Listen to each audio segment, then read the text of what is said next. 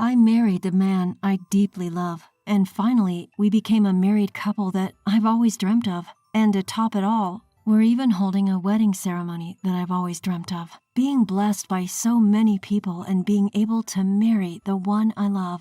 I was sure my parents in heaven would also be happy. That's what I thought. But I had no idea about the tragedy that was awaiting me. I will never forgive them for ruining everything. I am going to get back at them. My name is Mary. I got proposed to by Thomas, my boyfriend who's 2 years older, and got married at the age of 27. I lost my father when I was very young, and my mother passed away due to illness 2 years ago.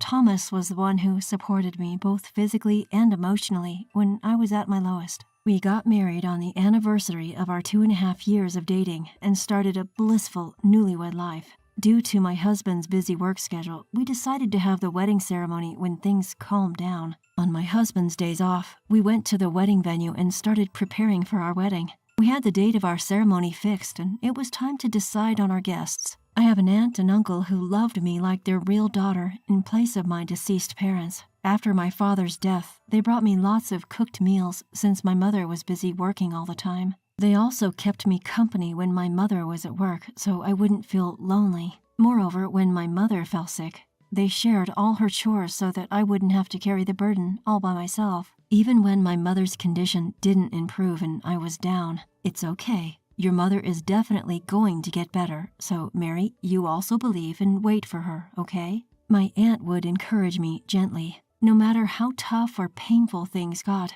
I was able to overcome them because I had my aunt and my uncle by my side. That's why I wanted them to sit in the seats designated for family on the bride's side. To convey this, I visited my aunt and uncle's house after a long time. Mary, congratulations on your marriage. My aunt greeted me with tears in her eyes. Thank you, Auntie. So I was thinking, I want you guys to sit in the seats designated for families at my wedding. Is that okay? Of course. Then my aunt brought out a big box. Mary, why don't you open it? Prompted by my aunt, I opened the box in front of me. Inside was a pure white wedding dress. The dress, made of beautiful silk fabric, had a good balance of elegance and cuteness. The décolletage was decorated with vibrant lace. The silhouette was cleverly designed to form a beautiful A-line, and cute flower embroideries were done on the hem. The size was smaller than usual, and it was clear that it was made just for me. I loved the wedding dress at first sight. Huh? Why this? Well, your mother, my sister, she made it. What? Mom did? That wedding dress was handmade by my mother.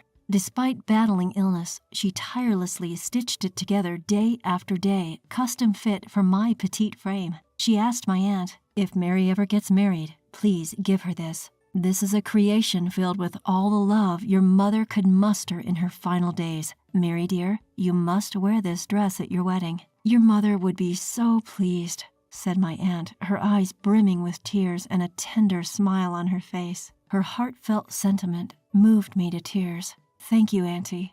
You've kept it safe all this time. I promise I'll wear this dress at my wedding. You have to come and see me wear it, I said, clutching my mother's handcrafted wedding dress, full of happiness as I returned home. Once home, I hung the dress on my bedroom wall and gazed at it intently. I was determined to make my wedding a success wearing this dress in honor of my mother. That feeling only got stronger as the days passed. Then one day, a disaster struck. When I returned home from work, the wedding dress that should have been hanging on my wall was gone.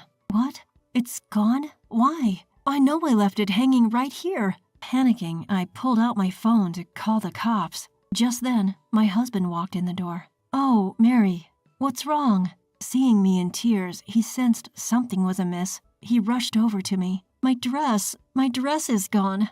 I had it hanging right here. I think someone stole it. My desperate plea elicited an unexpected reaction from my husband. Oh, is that all? Huh? What do you mean? Thomas, do you know something? I asked hesitantly, to which my husband responded with a shocking revelation. Of course I know. My sister said she's getting married soon and wanted to borrow your dress. Huh? Yes, my husband just went ahead and lent my wedding dress to his sister without even asking me. Apparently, when he casually mentioned the dress to her, she asked if she could borrow it, and he readily agreed. That's why she came over to pick it up. She used the spare key from our mailbox. He gave my dress to his sister without my permission. I can't believe this. What the hell? As I raged at my husband, he waved his hands dismissively as if it were no big deal. Our wedding is still a while away, so it's not a problem, right? Besides, my sister was thrilled. She's broke and was happy that she wouldn't have to pay for a dress. Happy that she wouldn't have to pay for a dress. I never gave permission for any of this. I was livid at my husband's blatant disregard for my feelings. That dress was handmade by my mother specifically for me. Didn't I tell you that, Thomas? It's tailored perfectly to my size. Why would you lend it out without asking me first? Calm down. It's not like it's a one-time use thing. You can still wear it, so what's the issue? What's the issue? It's obvious, isn't it? Why would your sister wear my dress before I do? No matter how you look at it, that's just wrong. Even after I explained why I was pissed, my husband refused to apologize or even acknowledge his mistake. To add insult to injury, he let out an exasperated sigh. Mary, you're being too petty. Stop acting like a spoiled child, okay? Spoiled? Being upset about this makes me spoiled? It's something my mother made for me, so it makes no sense for my sister-in-law to be wearing it before me. I'd reached my limits with his irresponsible comments that disregarded my feelings completely. I'm going to your parents' house tomorrow to get the wedding dress back from your sister. Huh? Tomorrow is the day my sister's fiancé and his parents are coming to visit our parents' house. Don't interrupt them. Interrupt? You got some nerve. Let me be clear. No matter what anyone says, I have no intention of letting your sister wear that dress. The next day, I took a day off of work to go see my sister-in-law. When I arrived at my in-laws' house, I could hear lively voices from the open front door. As I secretly stepped in and listened. Wow, you made this dress yourself? That's amazing, Cynthia. A man's voice, whom I did not know, echoed in the house. Cynthia was my sister-in-law. Cynthia, who was praised, responded in a humble tone. Oh, it's nothing like that. She was flaunting my mother's handcrafted wedding dress to her fiancé and his parents. It took me quite some time, but I really wanted to bring my dream dress to life and have a good wedding, so I ended up making it myself. At that moment, something inside me crumbled with a sound. Her dream dress? What a joke. That's something my mother made with love, just for me. Before I even realized I was already walking towards them, I walked straight through the entrance and seized the wedding dress from my sister-in-law. Then I shouted, "This is mine!" in front of everyone. Everyone present looked at me with surprised expressions. Whoa, Mary, what's happening all of a sudden? My father-in-law asked me in a flustered manner. Ignoring him, I stared sternly at my sister-in-law and revealed the truth to everyone. This dress is something my mother made for me. Your daughter stole it from my room without my permission. What? Everyone present was taken aback, their eyes wide with shock, except for my sister-in-law, who turned pale. Hey, Cynthia, don't tell me that's true. As she was questioned by her fiancé, my sister-in-law desperately tried to resist. No, it's not like that. This is really something I made by myself. Realizing that the talk was going nowhere, I decided to question Cynthia. Why don't you try it on then? Since my mother made it to fit my size, I don't think it will fit you. Yes, my sister-in-law is taller and more toned than I am. There's no way she could pull off this dress, which was made to fit my petite frame. Hey, what are you doing? Finally, my husband appeared. My sister-in-law must have called him. His face was beet red with anger. Mary, what the heck are you doing?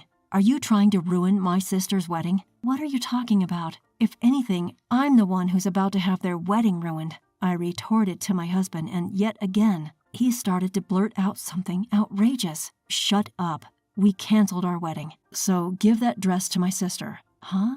Canceled? That's right. We canceled it. My husband insisted, pressing his point. My sister said she was strapped for cash, so we gave her the $50K we saved for our wedding as a gift. Since we aren't holding the wedding anymore, we don't need that dress, right? You let someone borrow my dress without asking, then canceled our wedding and also gave away the $50K we saved up. Are you out of your mind? So to him, our marriage was just something of that little importance. I could feel myself falling out of love with my husband. As I fell silent, my husband, misunderstanding that he'd won the argument, opened his mouth again. Now you give that dress back to my sister right away. You have no objections about the cancellation, do you? Fine. Let's get a divorce then. Huh? At my immediate reply, my husband let out a dumbfounded voice. Did you hear me? I said divorce. I don't want to be with someone like you who can trample on people's feelings without a second thought. Hey, wait a minute. Why do we have to get a divorce? That's ridiculous, isn't it?